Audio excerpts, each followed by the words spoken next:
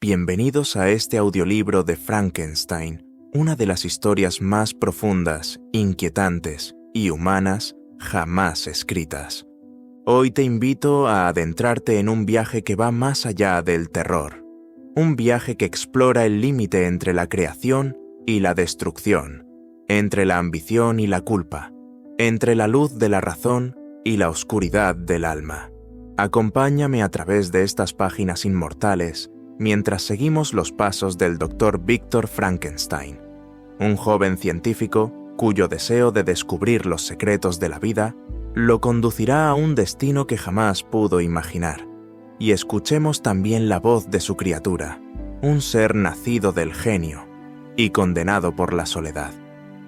Si disfrutas este audiolibro, te invito a apoyar el proyecto con un me gusta, un comentario o compartiéndolo con alguien que ame la literatura clásica tanto como tú. Tu apoyo es lo que permite que historias como esta sigan cobrando vida con nuevas voces, nuevas emociones y nuevas interpretaciones. Prepárate. La tormenta se acerca. El hielo del norte nos aguarda. Y en sus sombras, un secreto está a punto de despertar. Comenzamos.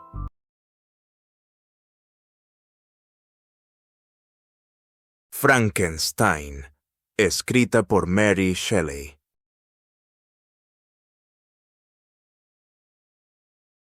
Carta 1. A la señora Savage, Pimpo, Inglaterra. San Petersburgo, 11 de diciembre de 1700 ***. Te alegrará saber que no ha ocurrido ningún percance al principio de una aventura que siempre consideraste cargada de malos presagios. Llegué aquí ayer, y mi primera tarea es asegurarle a mi querida hermana que me hallo perfectamente y que tengo una gran confianza en el éxito de mi empresa. Me encuentro ya muy al norte de Londres y mientras camino por las calles de Petersburgo, siento la brisa helada norteña que fortalece mi espíritu y me llena de gozo. ¿Comprendes este sentimiento? Esta brisa que llega desde las regiones hacia las que me dirijo me trae un presagio de aquellos territorios helados. Animadas por ese viento cargado de promesas, mis ensoñaciones se tornan más apasionadas y vividas. En vano intento convencerme de que el polo es el reino del hielo y la desolación. Siempre se presenta a mi imaginación como la región de la belleza y del placer. Allí, Margaret, el sol siempre permanece visible, con su enorme disco bordeando el horizonte y esparciendo un eterno resplandor. Allí, porque con tu permiso, hermana mía, debo depositar alguna confianza en los navegantes que me precedieron. Allí la nieve y el hielo se desvanecen, y navegando sobre un mar en calma, el navío se puede deslizar suavemente hasta una tierra que supera en maravillas y belleza a todas las regiones descubiertas hasta hoy en el mundo habitado. Puede que sus paisajes y sus características sean incomparables, como ocurre en efecto con los fenómenos de los cuerpos celestes en estas soledades ignotas. Que no podremos esperar de unas tierras que gozan de luz eterna. Allí podré descubrir la maravillosa fuerza que atrae la aguja de la brújula. Y podré comprobar miles de observaciones celestes que precisan solo que se lleve a cabo este viaje para conseguir que todas sus aparentes contradicciones adquieran coherencia para siempre. Saciaré mi ardiente curiosidad cuando vea esa parte del mundo que nadie visitó jamás antes y cuando pise una tierra que no fue hollada jamás por el pie del hombre. Esos son mis motivos y son suficientes para aplacar cualquier temor ante los peligros o la muerte, y para obligarme a emprender este penoso viaje con la alegría de un muchacho que sube a un pequeño bote, con sus compañeros de juegos, con la intención de emprender una expedición para descubrir las fuentes del río de su pueblo. Pero, aun suponiendo que todas esas conjeturas sean falsas, no podrás negar el inestimable beneficio que aportaré a toda la humanidad, hasta la última generación, con el descubrimiento de una ruta cerca del polo que conduzca hacia esas regiones para llegar a las cuales, en la actualidad, se precisan varios meses, o con el descubrimiento del secreto del imán, lo cual, si es que es posible, solo puede llevarse a cabo mediante una empresa como la mía. Estas reflexiones han mitigado el nerviosismo con el que comencé mi carta, y siento que mi corazón arde ahora con un entusiasmo que me eleva al cielo, porque nada contribuye tanto a tranquilizar el espíritu como un propósito firme, un punto en el cual el alma pueda fijar su mirada intelectual. Esta expedición fue mi sueño más querido desde que era muy joven. Leí con fruición las narraciones de los distintos viajes que se habían realizado con la idea de alcanzar el norte del Océano Pacífico a través de los mares que rodean el polo. Seguramente recuerdes que la biblioteca de nuestro buen tío Thomas se reducía a una historia de todos los viajes realizados con intención de descubrir nuevas tierras. Mi educación fue descuidada, aunque siempre me apasionó la lectura. Aquellos libros fueron mi estudio día y noche, y a medida que los conocía mejor, aumentaba el pesar que sentí cuando, siendo un niño, supe que la última voluntad de mi padre prohibía a mi tío que me permitiera embarcar y abrazar la vida de marino. Esos fantasmas desaparecieron cuando, por vez primera, leí con detenimiento a aquellos poetas cuyas efusiones capturaron mi alma y la elevaron al cielo. Yo mismo me convertí también en poeta y durante un año viví en un paraíso de mi propia invención. Imaginaba que yo también podría ocupar un lugar en el templo donde se veneran los nombres de Homero y Shakespeare. Tú sabes bien cómo fracasé y cuán duro fue para mí aquel desengaño. Pero precisamente por aquel entonces recibí la herencia de mi primo y mis pensamientos regresaron al cauce que habían seguido hasta entonces. Ya han pasado 6 años desde que decidí llevar a cabo esta empresa. Incluso ahora puedo recordar la hora en la cual decidí emprender esta aventura. Empecé por someter mi cuerpo a las penalidades. Acompañé a los balleneros en varias expediciones al Mar del Norte y voluntariamente sufrí el frío, el hambre, la sed y la falta de sueño. Durante el día, a menudo trabajé más duro que el resto de los marineros y dediqué mis noches al estudio de las matemáticas, la teoría de la medicina y aquellas ramas de las ciencias físicas de las cuales un marino aventurero podría obtener gran utilidad práctica. En 2 ocasiones me enrolé como suboficial en un ballenero groenlandés y me desenvolví bastante bien. Debo reconocer que me sentí un poco orgulloso cuando el capitán me ofreció ser el segundo de a bordo en el barco y me pidió muy encarecidamente que me quedara con él, pues consideraba que mis servicios le eran muy útiles. Y ahora, querida Margaret, ¿no merezco protagonizar una gran empresa? Mi vida podría haber transcurrido entre lujos y comodidades, pero he preferido la gloria a cualquier otra tentación que las riquezas pudieran ponerme en mi camino. Oh, ojalá que algunas palabras de ánimo me confirmaran que es posible. Mi valor y mi decisión son firmes, pero mi esperanza a veces duda y mi ánimo con frecuencia decae. Estoy a punto de emprender un viaje largo y difícil, y los peligros del mismo exigirán que mantenga toda mi fortaleza. No solo se me pedirá que eleve el ánimo de los demás, sino que me veré obligado a sostener mi propio espíritu cuando el de los demás desfallezca. Esta es la época más favorable para viajar en Rusia. Los habitantes de esta parte se deslizan con rapidez con sus trineos sobre la nieve. El desplazamiento es muy agradable y, en mi opinión, mucho más placentero que los viajes en las diligencias inglesas. El frío no es excesivo, especialmente si vas envuelto en pieles, una indumentaria que no he tardado en adoptar, porque hay una gran diferencia entre andar caminando por cubierta y quedarse sentado sin hacer nada durante horas, cuando la falta de movilidad provoca que la sangre se te congele prácticamente en las venas.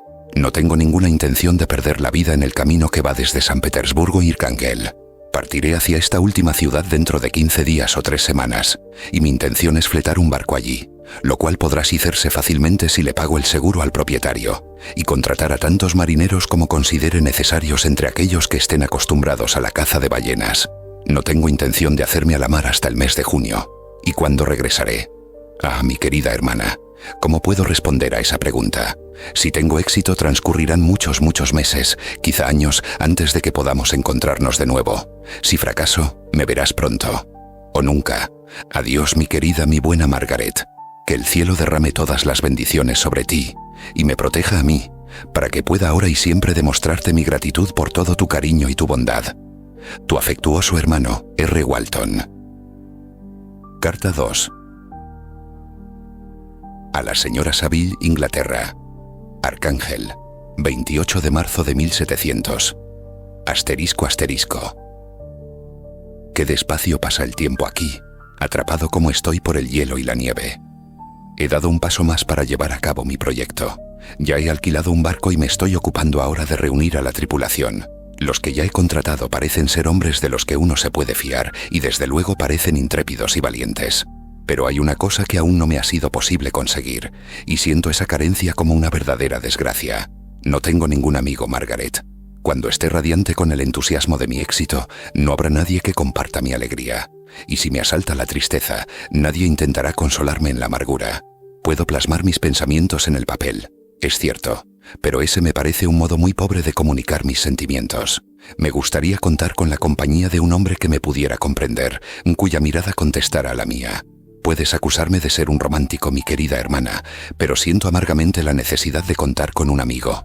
No tengo a nadie junto a mí que sea tranquilo pero valiente, que posea un espíritu cultivado y, al tiempo, de mente abierta, cuyos gustos se parezcan a los míos, para que apruebe o corrija mis planes. Qué necesario sería un amigo así para enmendar los errores de tu pobre hermano. Soy demasiado impulsivo en mis actos y demasiado impaciente ante las dificultades. Pero hay otra desgracia que me parece aún mayor, y es haberme educado yo solo.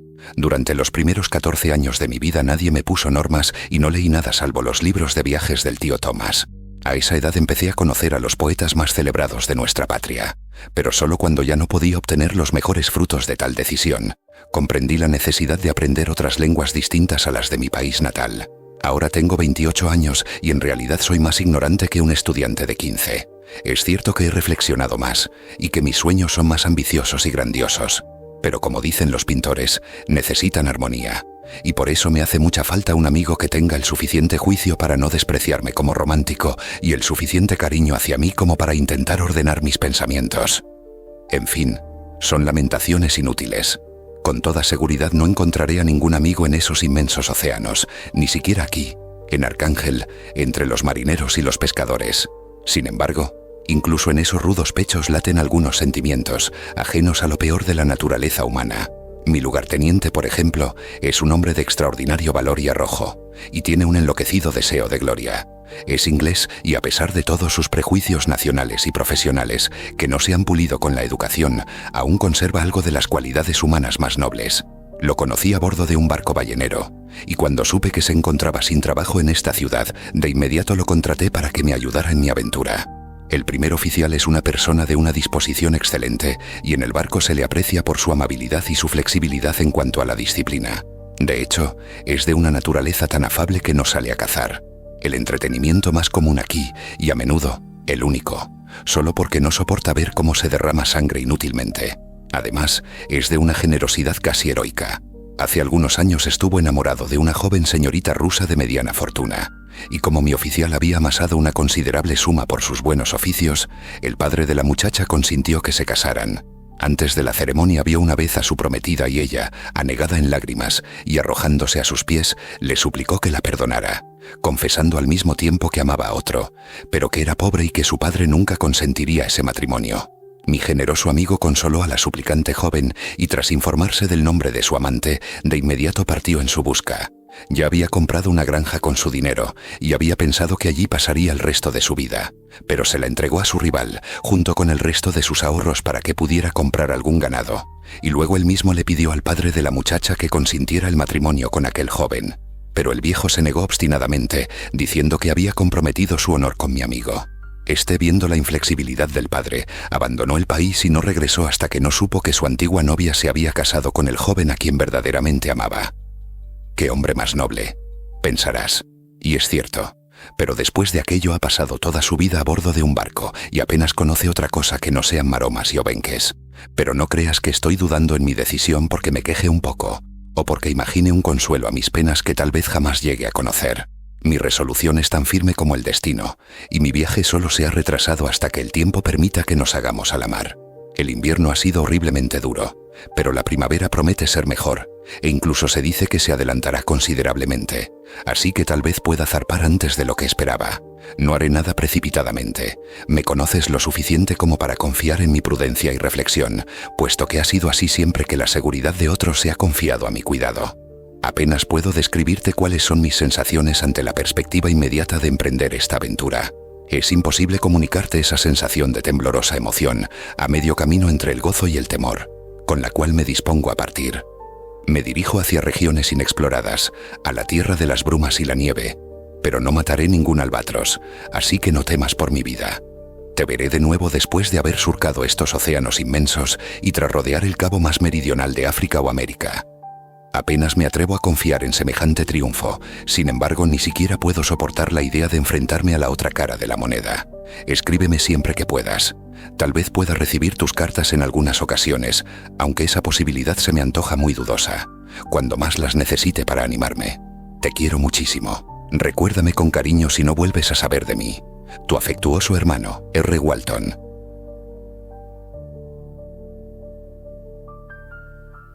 Carta 3. Y a la señora Saville, Inglaterra, día 7 de julio de 1700 ***. Mi querida hermana, te escribo apresuradamente unas líneas para decirte que me encuentro bien y que he adelantado mucho en mi viaje. Esta carta llegará a Inglaterra por un marino mercante que regresa ahora a casa desde Arcángel. Es más afortunado que yo, que quizá no pueda ver mi tierra natal durante muchos años.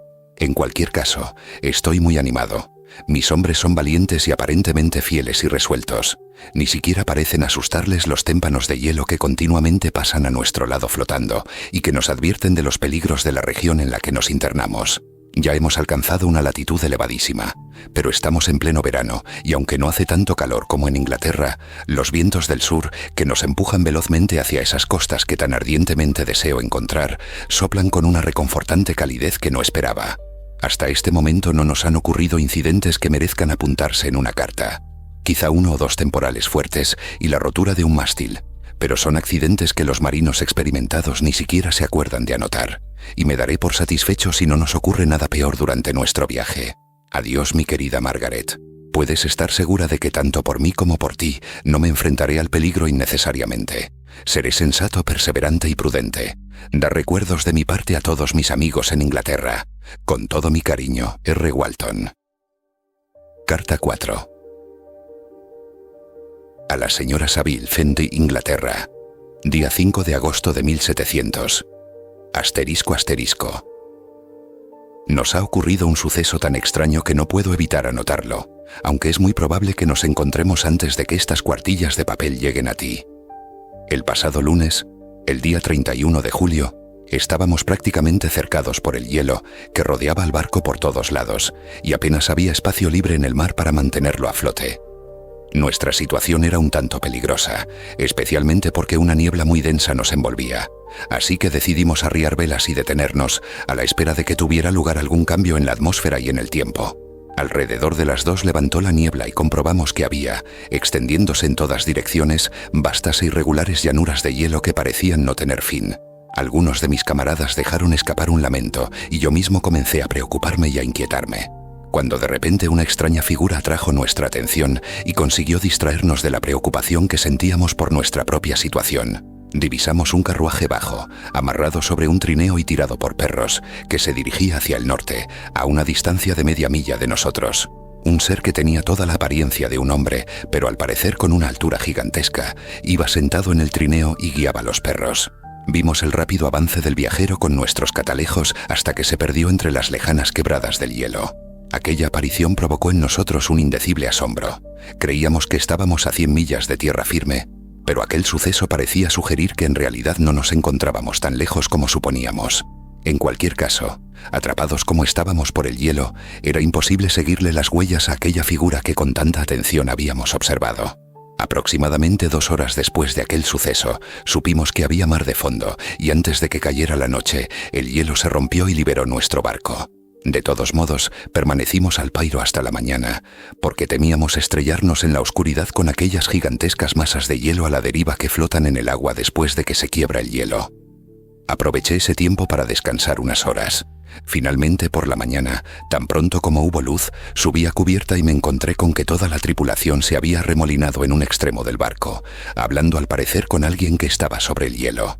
Efectivamente, sobre un gran témpano de hielo había un trineo, como el otro que habíamos visto antes, que se había acercado a nosotros durante la noche.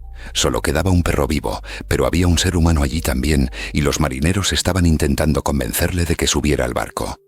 Este no era, como parecía ser el otro, un habitante salvaje de alguna isla ignota, sino un europeo. Cuando me presenté en cubierta, mi oficial dijo: «Aquí está nuestro capitán, y no permitirá que usted muera en mar abierto».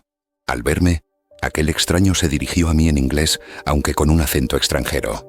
«Antes de que suba al barco», dijo, «¿tendría usted la amabilidad de decirme hacia dónde se dirige?» Puedes imaginarte mi asombro al escuchar que se me hacía una pregunta semejante, y por parte de un hombre que estaba a punto de morir, y para el cual yo había supuesto que mi barco sería un bien tan preciado que no lo habría cambiado por el tesoro más grande del mundo. De todos modos, contesté que formábamos parte de una expedición hacia el Polo Norte. Tras oír mi respuesta pareció tranquilizarse y consintió subir a bordo. Dios mío, Margaret, si hubieras visto al hombre que aceptó salvarse de aquel modo tan extraño, tu espanto no habría tenido límites. Tenía los miembros casi congelados y todo su cuerpo estaba espantosamente demacrado por el agotamiento y el dolor. Nunca había visto a un hombre en un estado tan deplorable. Intentamos llevarlo al camarote, pero en cuanto se le privó del aire puro, se desmayó. Decidimos entonces volverlo a subir a cubierta y reanimarlo masajeándolo con brandy y obligándolo a beber una pequeña cantidad. En cuanto comenzó a mostrar señales de vida, lo envolvimos en mantas y lo colocamos cerca de los fogones de la cocina. Muy poco a poco se fue recuperando y tomó un poco de caldo, que le sentó maravillosamente. Así transcurrieron 2 días antes de que le fuera posible hablar. En ocasiones temía que sus sufrimientos le hubieran mermado las facultades mentales.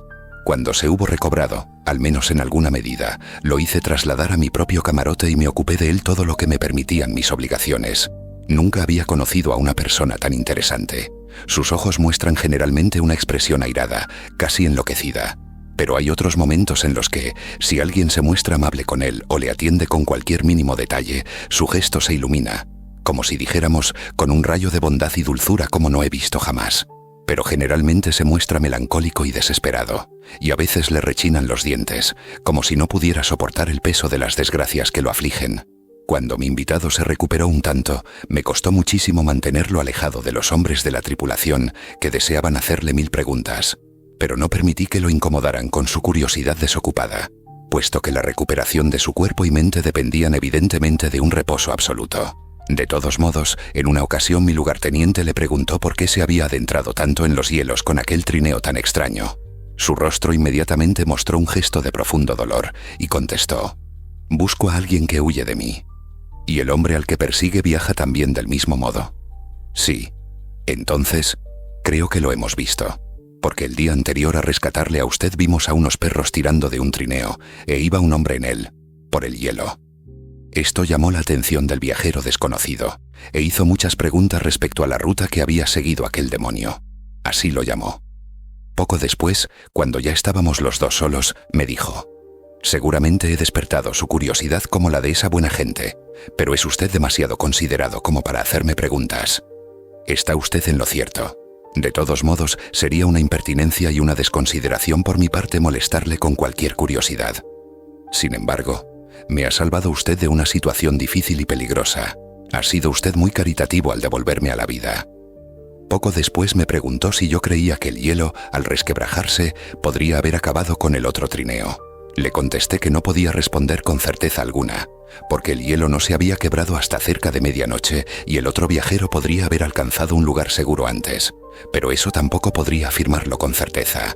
A partir de ese momento, el desconocido pareció muy deseoso de subir a cubierta para intentar avistar el trineo que le había precedido, pero lo he convencido de que se quede en el camarote, porque aún se encuentra demasiado débil para soportar el aire cortante. Pero le he prometido que alguno de mis hombres estará vigilando por él y que le dará cumplida noticia si se observa alguna cosa rara ahí fuera. Esto es lo que puedo decir hasta el día de hoy respecto a este extraño incidente. El desconocido ha ido mejorando poco a poco, pero permanece muy callado, y parece inquieto y nervioso cuando en el camarote entra cualquiera que no sea yo. Sin embargo, sus modales son tan amables y educados que todos los marineros se preocupan por él, aunque han hablado muy poco con él. Por mi parte comienzo a apreciarlo como a un hermano, y su constante y profundo dolor provoca en mí un sentimiento de comprensión y compasión. Debe de haber sido un ser maravilloso en otros tiempos, puesto que incluso ahora, en la derrota, resulta tan atractivo y encantador. En una de mis cartas, mi querida Margaret, te dije que no encontraría a ningún amigo en este vasto océano.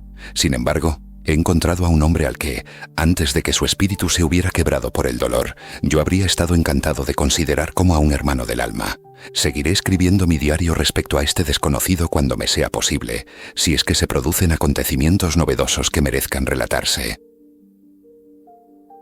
A la señora Saville de Foddy, Inglaterra. Día 13 de agosto de 1700 ***. El aprecio que siento por mi invitado aumenta cada día. Este hombre despierta a mí a un tiempo mi admiración y mi piedad hasta extremos asombrosos. ¿Cómo puedo ver a un ser tan noble destrozado por la desdicha sin sentir una tremenda punzada de dolor? Es tan amable y tan inteligente, y es muy culto, y cuando habla, aunque escoge sus palabras con elegante cuidado, éstas fluyen con una facilidad y una elocuencia sin igual. Ahora ya se encuentra muy restablecido de su enfermedad y está continuamente en cubierta, al parecer buscando el trineo que iba delante de él. Sin embargo, aunque parece infeliz, ya no está tan espantosamente sumido en su propio dolor, sino que se interesa también mucho por los asuntos de los demás. Me ha hecho muchas preguntas sobre mis propósitos y le he contado mi pequeña historia con franqueza. Parecía alegrarse de la confianza que le demostré y me sugirió algunas modificaciones en mi plan que me parecieron extremadamente útiles.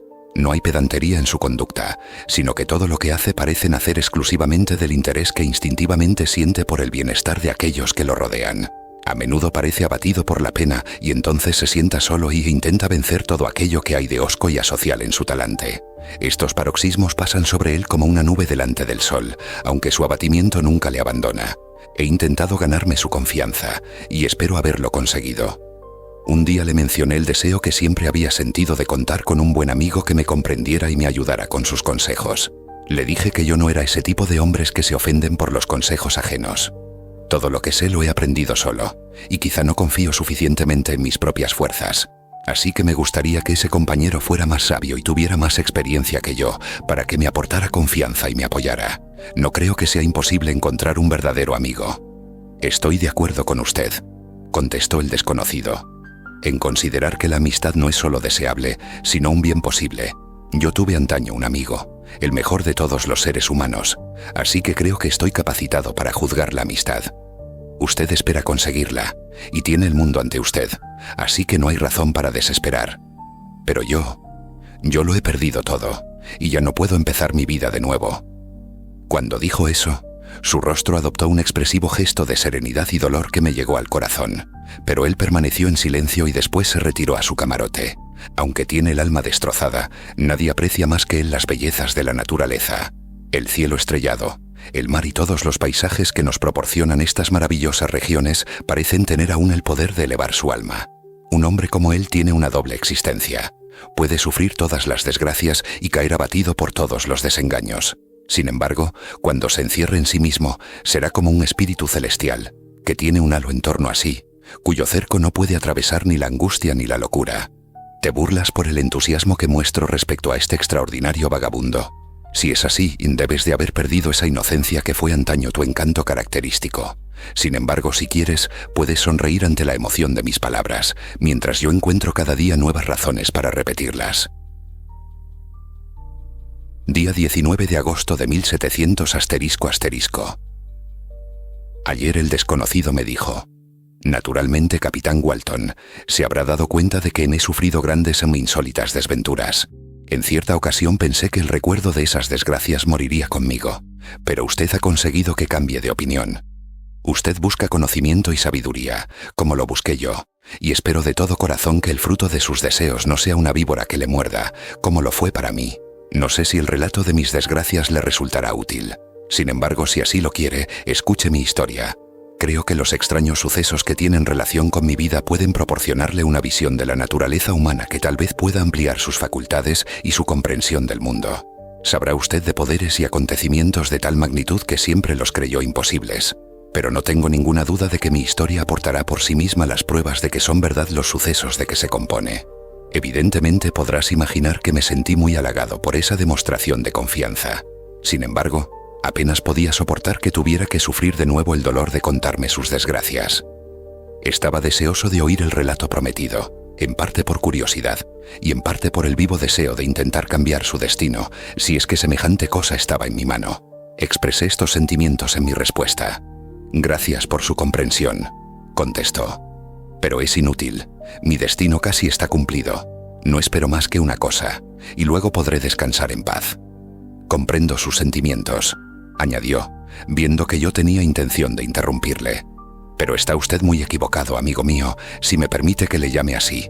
Nada puede cambiar mi destino. Escuche mi historia, y entenderá usted por qué está irrevocablemente decidido». Luego me dijo que comenzaría a contarme su historia al día siguiente, cuando yo dispusiera de algún tiempo. Esta promesa me arrancó los más calurosos agradecimientos. He decidido que todas las noches, cuando no esté demasiado ocupado, escribiré lo que me cuente durante el día, con tanta fidelidad como me sea posible y con sus propias palabras. Y si tuviera muchos compromisos, al menos tomaré notas. El manuscrito sin duda te proporcionará un gran placer. Pero yo, que lo conozco, y que escucharé la historia de sus propios labios, con cuánto interés y con cuánto cariño lo leeré algún día, en el futuro.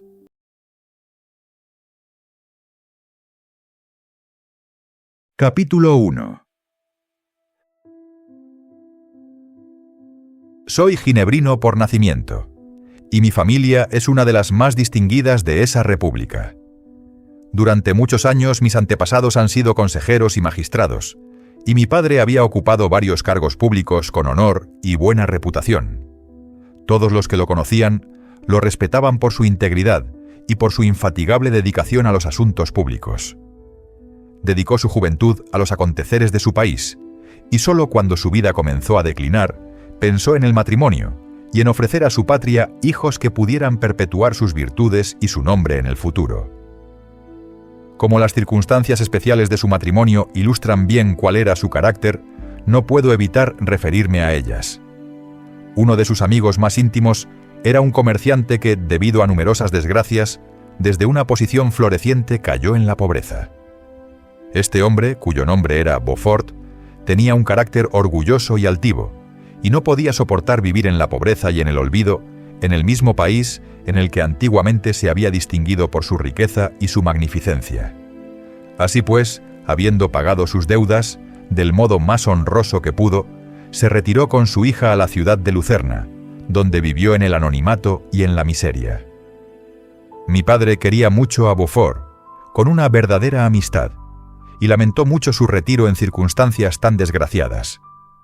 También sentía mucho la pérdida de su compañía, y decidió ir a buscarlo e intentar persuadirlo de que comenzara de nuevo con su crédito y su ayuda. Beaufort había tomado medidas muy eficaces para esconderse, y transcurrieron 10 meses antes de que mi padre descubriera su morada. Entusiasmado por el descubrimiento, se dirigió inmediatamente a la casa, que estaba situada en una calle principal, cerca del Reus. Pero cuando entró, solo la miseria y la desesperación le dieron la bienvenida. Beaufort apenas había conseguido salvar una suma de dinero muy pequeña del naufragio de su fortuna, pero era suficiente para proporcionarle sustento durante algunos meses, y mientras tanto esperaba encontrar algún empleo respetable en casa de algún comerciante. Pero durante ese periodo de tiempo no hizo nada, y con más tiempo para pensar, solo consiguió que su tristeza se hiciera más profunda y más dolorosa, y al final se apoderó de tal modo de su mente que 3 meses después yacía enfermo en una cama, incapaz de moverse. Su hija lo atendía con todo el cariño, pero veía con desesperación cómo sus pequeños ahorros desaparecían rápidamente y no había ninguna otra perspectiva para ganarse el sustento. Pero Caroline Beaufort poseía una inteligencia poco común, y su valentía consiguió sostenerla en la adversidad. Se buscó un trabajo humilde, hacía objetos de mimbre, y por otros medios pudo ganar un dinero que apenas era suficiente para poder comer. Transcurrieron varios meses así. Su padre se puso peor. La mayor parte de su tiempo la empleaba Caroline en atenderlo. Sus medios de subsistencia menguaban constantemente. A los 10 meses, su padre murió entre sus brazos, dejándola huérfana y desamparada. Este último golpe la abatió completamente, y cuando mi padre entró en aquella habitación, ella estaba arrodillada ante el ataúd de Beaufort, llorando amargamente. Se presentó allí como un ángel protector para la pobre muchacha, que se encomendó a su cuidado, y después del entierro de su amigo, mi padre la llevó a Ginebra y la puso bajo la protección de un conocido. 2 años después de esos acontecimientos, la convirtió en su esposa. Cuando mi padre se convirtió en esposo y padre, descubrió que los deberes de su nueva situación le ocupaban tanto tiempo que tuvo que abandonar muchos de sus trabajos públicos y dedicarse a la educación de sus hijos. Yo era el mayor y estaba destinado a ser el sucesor en todos sus trabajos y obligaciones. Nadie en el mundo habrá tenido padres más cariñosos que los míos. Mi bienestar y mi salud fueron sus únicas preocupaciones, especialmente porque durante muchos años yo fui su único hijo. Pero antes de continuar con mi historia, debo contar un incidente que tuvo lugar cuando tenía 4 años de edad. Mi padre tenía una hermana que lo adoraba y que se había casado muy joven con un caballero italiano. Poco después de su matrimonio, ella había acompañado a su marido a su país natal, y durante algunos años mi padre no tuvo apenas contacto con ella. Por esas fechas, ella murió, y pocos meses después, mi padre recibió una carta de su cuñado, que le comunicaba su intención de casarse con una dama italiana, y le pedía a mi padre que se hiciera cargo de la pequeña Elizabeth, la única hija de su hermana fallecida. «Es mi deseo que la consideres como si fuera tu propia hija», decía en la carta, «y que la eduques en consecuencia. La fortuna de su madre quedará a su disposición, y te remitiré los documentos para que tú mismo los custodies. Te ruego que reflexiones mi propuesta y decidas si prefieres educar a tu sobrina tú mismo o encomendar esa tarea a una madrastra». Mi padre no lo dudó e inmediatamente viajó a Italia para acompañar a la pequeña Elizabeth a su futuro hogar. Muy a menudo oí decir a mi madre que, en aquel entonces, era la niña más bonita que había visto jamás, y que incluso entonces ya mostraba signos de poseer un carácter amable y cariñoso. Estos detalles y su deseo de afianzar, tanto como fuera posible, los lazos del amor familiar, determinaron que mi madre considerara a Elizabeth como mi futura esposa, y nunca encontró razones que le impidieran sostener semejante plan. Desde aquel momento, Elizabeth Lavenza se convirtió en mi compañera de juegos, y cuando crecimos, en mi amiga. Era tranquila y de buen carácter, pero divertida y juguetona como un bichito veraniego. Aunque era despierta y alegre, sus sentimientos eran intensos y profundos, y muy cariñosa. Disfrutaba de la libertad más que nadie, pero tampoco nadie era capaz de obedecer con tanto encanto a las órdenes o a los gustos de otros. Era muy imaginativa. Sin embargo, su capacidad para aplicarse en el estudio era notable. Elizabeth era la imagen de su espíritu. Sus ojos de color avellana, aunque tan vivos como los de un pajarillo, poseían una atractiva dulzura. Su figura era ligera y airosa, y aunque era capaz de soportar el cansancio y la fatiga, parecía la criatura más frágil del mundo. Aunque yo admiraba su inteligencia y su imaginación, me encantaba ocuparme de ella, como lo haría de mi animal favorito. Nunca vi tantos encantos en una persona y en una inteligencia, unidos a tanta humildad. Todo el mundo adoraba a Elizabeth. Si los criados tenían alguna petición que hacer, siempre buscaban su intercesión. No había entre nosotros ninguna clase de peleas o enfados, porque, aunque nuestros caracteres eran muy distintos, incluso había armonía en esa diferencia. Yo era más calmado y filosófico que mi compañera. Sin embargo, no era tan dócil y sumiso. Era capaz de estar concentrado en el estudio más tiempo, pero no era tan constante como ella. Me encantaba investigar lo que ocurría en el mundo. Ella prefería ocuparse en perseguir las etéreas creaciones de los poetas. El mundo era para mí un secreto que deseaba desvelar. Para ella era un espacio que deseaba poblar con sus propias imaginaciones. Mis hermanos eran considerablemente más jóvenes que yo, pero yo contaba con un amigo, entre mis compañeros de escuela, que compensaba esa deficiencia. Henry Clerval era hijo de un comerciante de Ginebra, un amigo íntimo de mi padre. Era un muchacho de un talento y una imaginación singulares.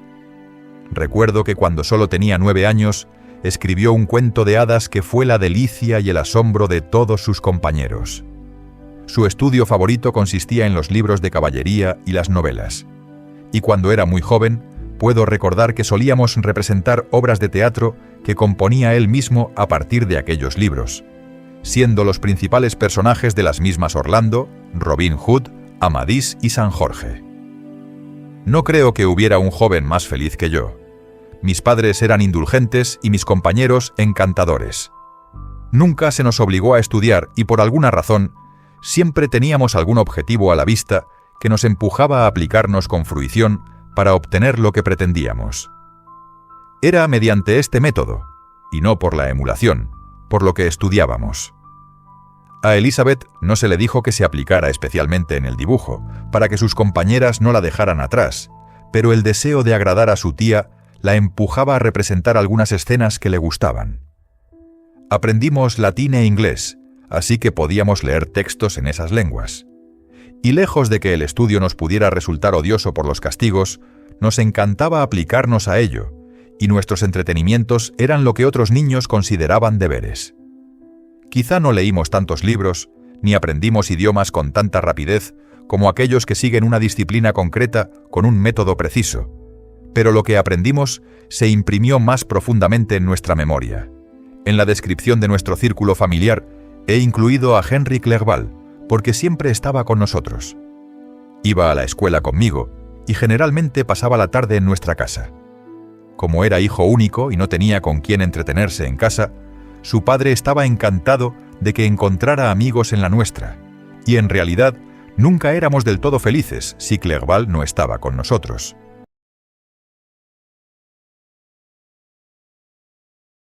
Gracias por acompañarnos en este viaje a través de la historia.